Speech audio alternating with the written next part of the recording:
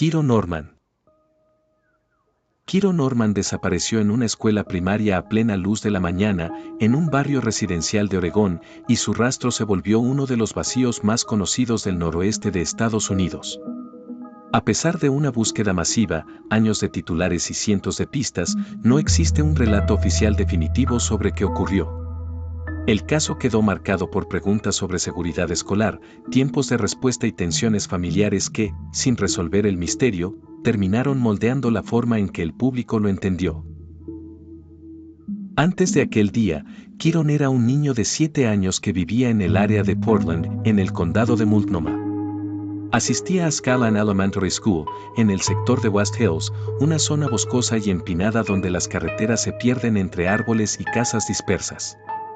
En su entorno familiar estaban su padre, Ken Horman, su madre biológica, Desiree Young, y su madrastra, Terry Horman, quien tenía un papel cotidiano en su cuidado. El viernes 4 de junio de 2010 parecía uno más dentro del calendario escolar. Esa mañana, la escuela organizaba una feria de ciencias. Kiron había preparado su proyecto y, según reportes recogidos por prensa local y cronologías policiales divulgadas en años posteriores, fue visto en el edificio poco antes del inicio de clases. Fotografías de ese día muestran al niño junto a su exposición y varios testigos afirmaron haberlo notado en los pasillos. Sin embargo, en algún punto entre el ingreso y el comienzo de la jornada, Kiron dejó de estar donde debía. La desaparición no ocurrió en una calle desierta ni en un bosque remoto, sino dentro del perímetro de una escuela en funcionamiento. La reconstrucción de las horas siguientes se apoya en declaraciones públicas de autoridades y en información difundida por medios de referencia como The Oregonian/Oregon Live, así como en entrevistas televisivas y documentos presentados en procesos civiles vinculados a la custodia. Kiron fue visto por última vez esa mañana en Skyline Elementary. Más tarde, cuando no apareció en clase, se activaron verificaciones internas y llamadas. La confusión inicial, si estaba en otra aula, si había salido con un adulto, si se había ido con un grupo, dio paso a una certeza: el niño no estaba en el edificio, y nadie podía explicar cómo había salido ni con quién. La alarma se expandió con rapidez. Familiares, personal escolar y vecinos se movilizaron mientras se notificaba a las autoridades. La comunidad del oeste de Portland comenzó a organizarse en un terreno difícil, con barrancos, senderos y zonas arboladas cercanas.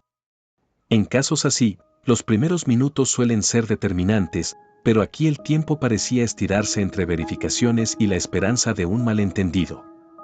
Cuando el escenario pasó de ausente a desaparecido, la situación ya era una emergencia regional. Las primeras búsquedas no oficiales se dieron en los márgenes inmediatos: caminos, estacionamientos, accesos, patios, zonas de vegetación y rutas de salida. Voluntarios recorrieron áreas boscosas y se difundieron descripciones del niño. Las familias de la escuela revisaron vehículos, garajes y senderos, y se multiplicaron los carteles con la imagen de Kiron. Con el paso de las horas, la búsqueda se extendió hacia lugares donde un niño podría haberse desorientado, y también hacia rutas lógicas si alguien hubiese salido en automóvil. Nada de eso ofreció una respuesta clara. La investigación formal tomó el mando con el sheriff del condado de Multnomah y otras agencias. Se estableció una línea de tiempo basada en entrevistas, registros disponibles y el análisis del movimiento dentro del centro escolar. Se revisaron listas de asistencia, se habló con estudiantes y personal, y se evaluó el contexto del evento especial de la feria, que pudo aumentar el flujo de adultos y visitantes. En distintos momentos se discutió públicamente la existencia o no de imágenes útiles de cámaras de seguridad. Lo que ha trascendido por fuentes serias es que no hubo un material concluyente que mostrara a Kiron saliendo, ni un registro que resolviera el punto clave, el instante exacto en que dejó de estar bajo control escolar. Pronto aparecieron datos incompletos y contradicciones que alimentaron la incertidumbre. Algunos relatos se enfocaron en que adultos vieron a Kiron y en qué orden, y en el lapso entre la feria y el comienzo de clases. Otras preguntas se dirigieron a procedimientos, cómo se controlaban las entradas y salidas durante eventos abiertos, quién podía circular por pasillos, y qué tan rápido se confirmó la ausencia en el aula. Cada aclaración parecía abrir otra duda. La investigación recibió miles de pistas, muchas imprecisas, y la enorme cantidad de información terminó siendo, a la vez, una ayuda y una carga.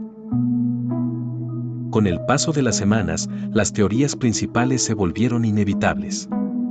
La hipótesis de un accidente o desorientación en zonas boscosas se sostuvo por el entorno. Skyline está rodeada de vegetación densa y pendientes.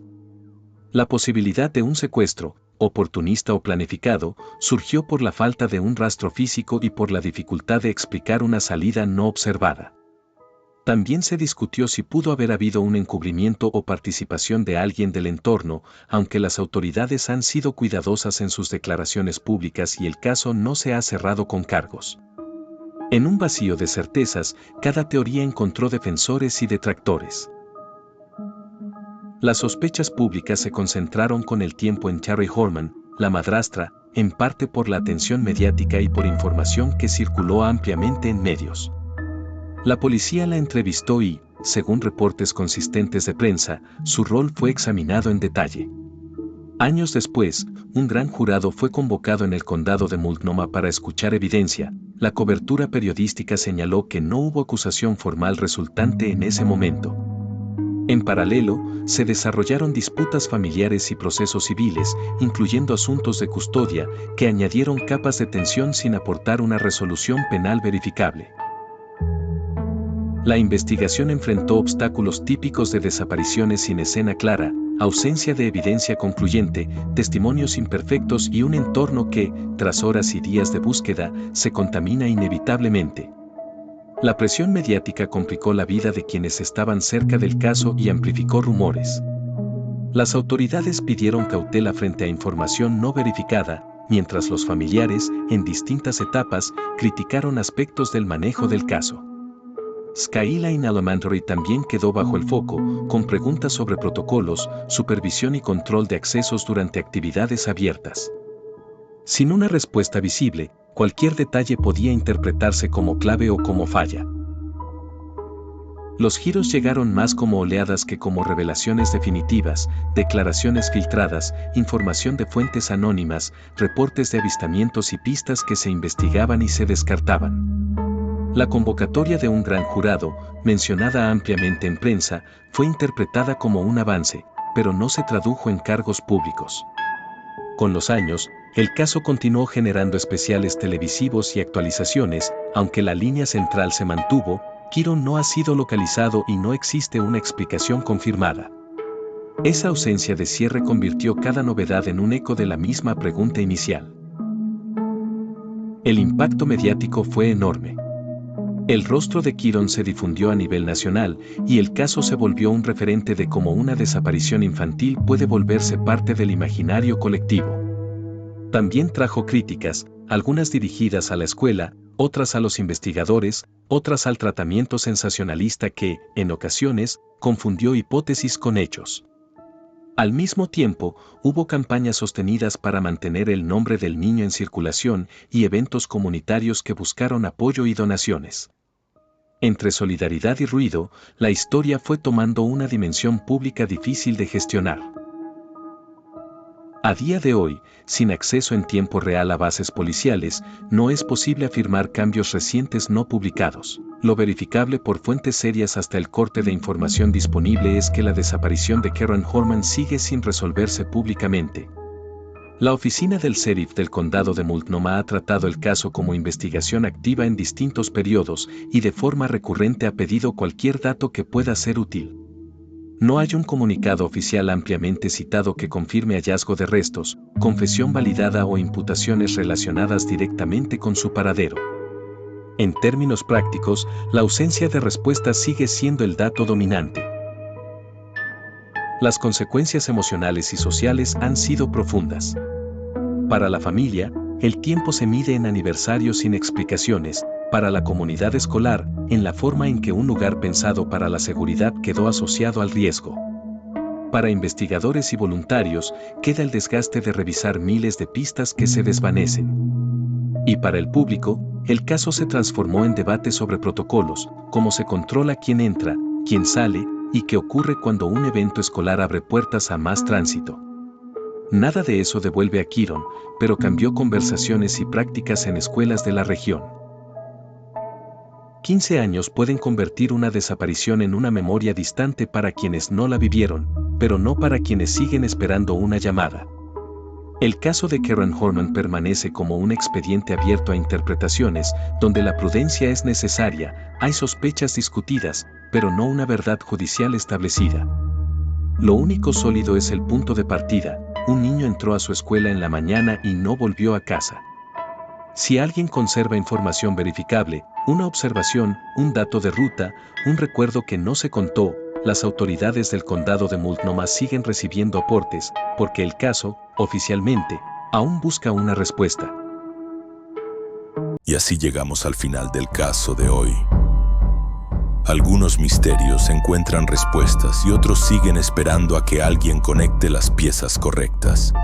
Si quieres seguir explorando crímenes, teorías y enigmas que aún desafían a la justicia, no olvides seguirme. Cuéntame en los comentarios qué teoría te convence más. Gracias por acompañarme.